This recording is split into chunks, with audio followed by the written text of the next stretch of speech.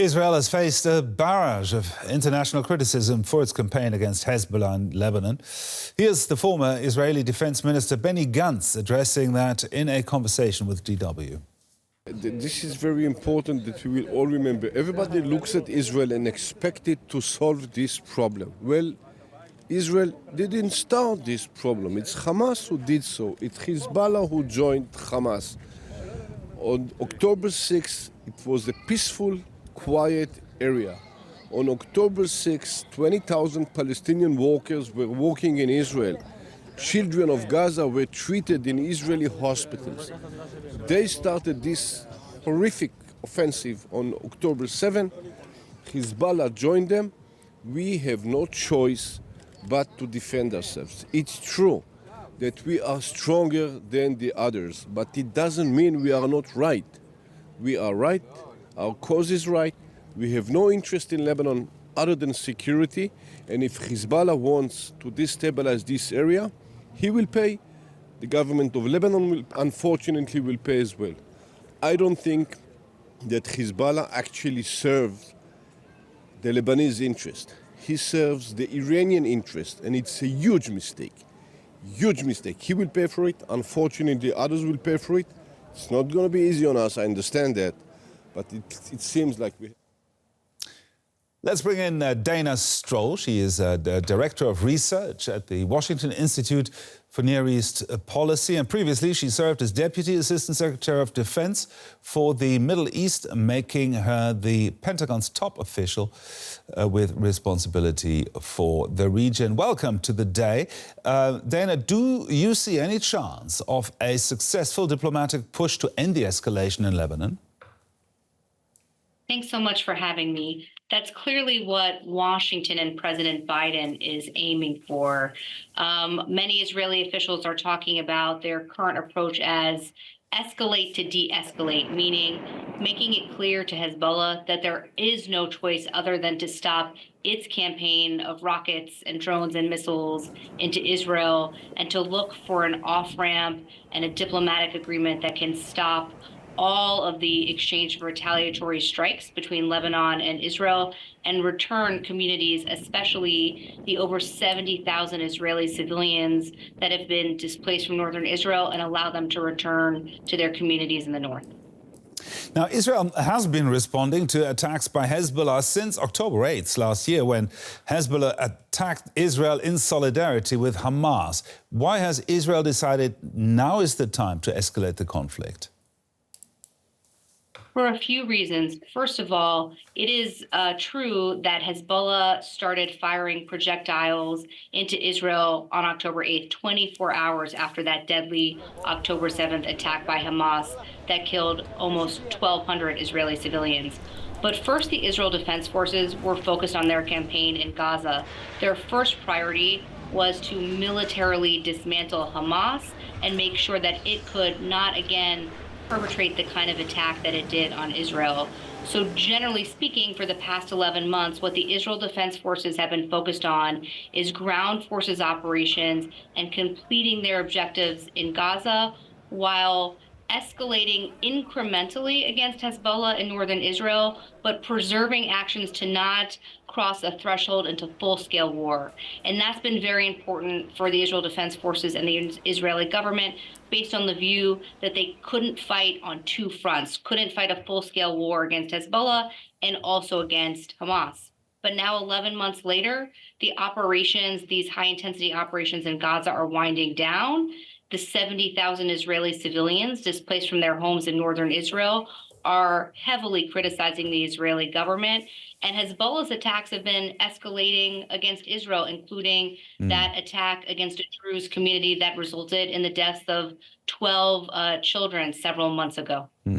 Now, some of Hezbollah's weapons are thought to be embedded in heavily populated areas and civilian houses.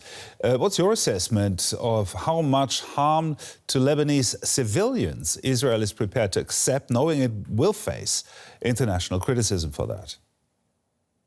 I think there's a very high risk of serious collateral damage and civilian casualties if this war continues, and especially if it escalates. And let's not forget that Hamas learned how to embed its weapons and its fighters in civilian areas from Hezbollah. This is the Hezbollah playbook. And we know for years now that after that 2006 conflict between Hezbollah and Israel, it expanded its weapons arsenal and has disguised more of its weapons in residential areas and densely populated areas. And we've seen an example of that in the past 48 hours, whereas Israel undertook the most expansive air campaign it has against Hezbollah since that 2006 war. There are also reports of over 500 casualties. I expect that number is going to climb if Israel continues to target these areas. And we know that the Israel Defense Forces have sent messages to all of these civilians. If you know that you're in an area where Hezbollah fighters and weapons are, you need to leave now. The question, of course, is where do these civilians go where they can be safe and out of harm's way? Now, is it possible to say what Hezbollah's logic has been over the past year? And is there any chance Israel can force Hezbollah to de-link its actions from what's happening in Gaza? Hassan Nasrallah, the leader of Hezbollah, was quite clear in early November last year about his organization's objectives. The first was to pressure Israel so that it could not exclusively focus on fighting Hamas in Gaza, so maintaining pressure on Israel. And two, that his campaign and Hezbollah's campaign against Israel will not stop until there's a Gaza ceasefire.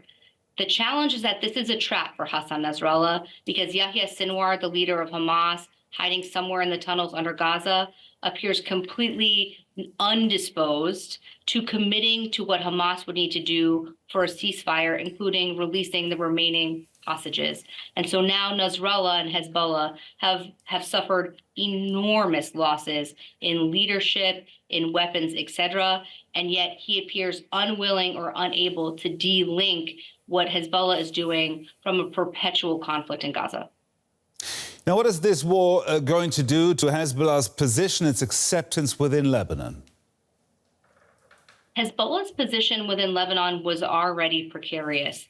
The majority of Hezbollah's support comes from Shia Muslims who live predominantly in southern Lebanon, but those are the very residents who have had to evacuate their communities because of Israeli strikes in those areas in response to Hezbollah's campaign of terror. But in the other parts of the very widely diverse ethnic, sectarian, and religious societal fabric of Lebanon, Hezbollah is viewed as responsible for the 2020 Beirut port explosion. They blocked judges and investigators from figuring out the truth about that. They've taken out Lebanese civil society activists.